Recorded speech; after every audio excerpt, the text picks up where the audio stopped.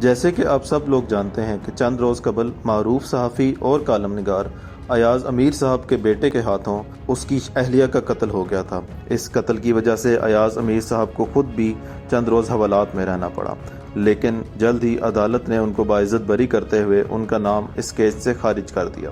گزشتہ روز ایاز امیر صاحب اپنی رہائی کے بعد پہلی دفعہ اپنے شو میں نمودار ہوئے۔ انہوں نے سب سے پہلے اس قتل کے حوالے سے بھی گفتگو کی۔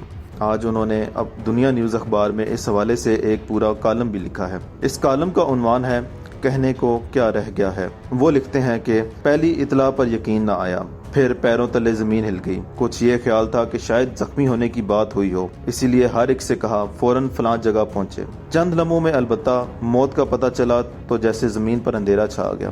الفاظ نہ کافی ہیں، باتیں فضول۔ ایک دو دفعہ ہی ملا تھا، اتنی خوبصورت، ذہین اور معصوم لڑکی۔ اپنے کمبخت کو اس کے سامنے کہا تھا کہ تم اس کے قابل نہیں، لیکن قابل ہونے کی کوشش کرو۔ اب سوچتا ہوں کہ کچھ اور بھی کہنا چاہیے تھا۔ ذہن میں خیال اٹھتے ہیں کہ اگر ایسا ہو جاتا تو یہ نہ ہوتا، فلاں چیز ہو جاتی تو شاید یہ دن دیکھنا نہ پڑتا۔ انسان اپنے بارے میں سوچنے لگتا ہے کہ مجھ سے کیا غلطی ہوئی، کون سا میرا کرنا تھا جس کا اثر اوروں پر پڑا ہے۔ اپنی غلطیاں تو ہوں گی، تربیت کی غلطیاں ہوں گی، لیکن کبھی خیال نہ چاہتا تھا کہ ایسا بھی ہو سکتا ہے۔ ایک تو معصوم جان کا ضیاع، اور اوپر سے اس کے خاندان کو جو صدمہ سہنا پڑا ہے۔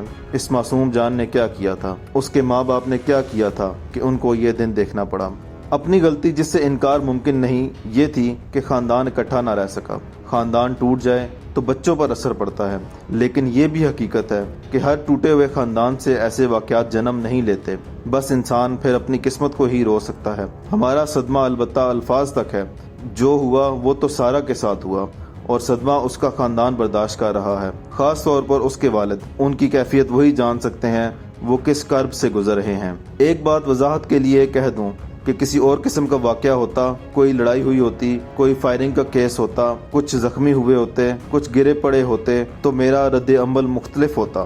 یہ نشان مٹا دو، وہ کر دو۔ لیکن یہاں تو دماغ شل ہو گیا، اور صرف یہی کہنے کی ہمت رہی کہ کوئی بھاگ کے نہ جائے۔ اور اب جب کچھ دن بیت چکے ہیں، دل سارا کے لیے رو رہا ہے۔ کوئی تدبیر ہو کہ وہ واپس آ جائے، لیکن ہمیں معلوم ہے کہ ایسا ممکن نہیں۔ وہ ایک اور جہاں میں جا چکی ہے، اور جو خوشیاں اسے یہاں نصیب نہ ہوئیں، پروردگار سے دعا ہے کہ اسے وہاں نصیب ہوں۔ وہ ایسی لڑکی تھی کہ مجھے پتا چلا کہ وہ باہر سے کچھ پیسے بھیجتی ہے، غریبوں اور مستحقین میں تقسیم کرنے کی غرض سے۔ گاؤں میں جو ملازمہ ہے اس نے بتایا کہ کچھ غریبوں میں یہاں پیسے تقسیم ہوئے ہیں۔ پتا چلا سارا نے بھیجے تھے۔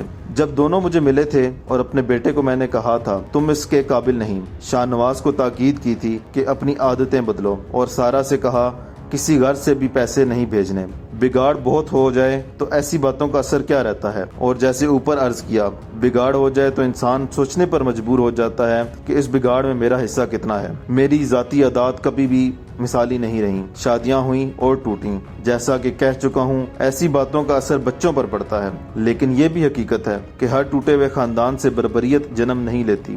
بیٹے سے زیادہ ملاقات نہ ہوتی تھی، وہ اپنی دنیا میں رہتا تھا، لیکن جب بات کرنے کا موقع ملتا تو میں کہتا کہ زندگی ایک بہت بڑی نعمت ہے، اسے برباد نہ کرو۔ زندگی میں اتنا کچھ ہے، اس کی خوشیوں کو سمیٹنے کی کوشش کرو۔ ایک بات البتہ واضح ہے کہ ذلیل اور خطرناک نشوں کے سامنے انسان بس ہو کر رہ جاتا ہے۔ ان نشوں کا انسان غلام بن جاتا ہے۔ نشہ محض شراب کا نہیں، بلکہ اس کے اوپر چرس اور گردے کا بھی۔ پھر نیند کی گولیوں کا استعمال، سگریٹوں کا مسلسل پیے جانا۔ ہاں، یہ سوال ضرور اٹھ سکتا ہے کہ نشہ تو بری چیز ہے، لیکن نشے کی نوبت اور حالت تک کوئی پہنچا کیسے؟ اس میں تمہارا کتنا ہاتھ تھا؟ اس کا کیا جواب دے سکتا ہوں؟ اولاد غلط رستے پر چل نکلے تو بہت سے محرکات ہوتے ہیں، لیکن محرکات کے ذکر سے صفحات کالے کرتا ہوں تو اس سے کیا سارا کے ماں باپ کی تشفی ہو سکے گی؟ وہ معصوم جان تو گئی، اس کے والد یوں سمجھیے زندہ رہتے ہوئے مر گئے۔ لیکن ایک سوال دل میں اٹھتا ہے۔ پہلی بار جب میں سارا سے ملا تھا تو میں نے پوچھا، اور شاہ نواز ساتھ بیٹھا تھا، کہ تم اس لڑکے کو جانتی نہیں تھی، اس کی عادات سے واقف نہیں تھی؟ اور سارا نے کہا، میں سب کچھ جانتی ہوں، سب کچھ ٹھیک ہو جائے گا۔ ایسے جواب کے بعد انسان کیا کہے؟ اور یا تو یہ پہلی بار ہو رہا ہوتا، 2 شادیاں پہلے ہو چکی تھیں اور جلد ہی ختم ہوئیں۔ پہلی شادی تو 8 دن بھی نہ رہی۔ 8ویں روز میری پہلی بہو نے مجھے فون کر کے کہا، انکل میں اس شخص کے ساتھ نہیں رہ سکتی۔ وہ لڑکی بھی خوبصورت، ذہین اور سلجھی ہوئی تھی۔ دوسری بہو، وہ بہت پڑھی لکھی، خوبصورت اور سلجھی ہوئی خاتون تھی۔ سارا انعام سے یہ تیسری شادی تھی۔ ویسے تو اسلام آباد پھیلا ہوا شہر ہے، لیکن جسے عرف عام میں ایلیٹ طبقہ کہا جاتا ہے، اس کی دنیا نسبتاً چھوٹی اور محدود ہے۔ لوگ ایک دوسرے کی جانکاری رکھتے ہیں۔ اسلام آباد کا جو ایک خاص طبقہ ہے، اس میں لوگ شاہ نواز کو جانتے تھے، اس کی عادات سے واقفیت رکھتے تھے۔ چکوال آنا ہوتا تو یہی حرکات ہوتی تھیں۔ نوجوانوں میں اس کی دوستی تھی، لیکن جو اسے جانتے تھے اس کی عادات سے واقف تھے۔ اسی بنا پر شادیوں کے تواتر سے میں حیران ہوتا کہ یہ کیسے ہو جاتی ہیں۔ شاہ نواز کرتا تو کچھ تھا نہیں، ویلا انسان تھا۔ پیسے میں بیچتا تھا۔ آج کے زمانے میں ویلے انسان کیا کرتے ہیں؟ ساری رات انٹرنیٹ کی جو دوہری کائنات ہے اس میں گھومتے رہتے ہیں، طرح طرح کی ویب سائٹس، طرح کے ذریعے آن لائن گفتگو کرنے کے، اور کیا کہوں، یہ علیحدہ کائنات بن چکی ہے۔ ان کی خوبیاں ہیں اور برائیاں ہیں، اور پھر منشیات کی دنیا ایک اور ہی دنیا ہے۔ ساری رات آپ نیٹ پہ بیٹھے ہوں اور نشہ بھی جاری ہو، اس کے اوپر ٹوٹا ہوا خاندان ہو جس نے یقیناً بچوں کی اچھی تربیت نہ کی گئی ہوگی، تو پھر بہرا روی کی داستان کس جگہ دم لے۔ وقوع کی صبح جب شاہ نواز نے مجھے فون کیا، اس نے کہا مجھے ٹرمینیٹر مارنے آئے ہیں۔ میں نے کہا کیا بکواس کر رہے ہو؟ اس نے کہا انہوں نے فولادی کپڑے پہنے ہوئے ہیں۔ اس پر میں نے کہا ماں سے بات کرو۔